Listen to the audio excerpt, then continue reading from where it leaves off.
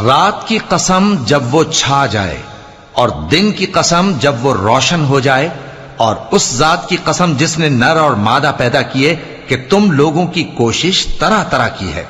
سو جس نے اللہ کے رستے میں مال دیا اور پرہیزگاری کی اور بہترین بات یعنی کلمہ توحید کو سچ جانا،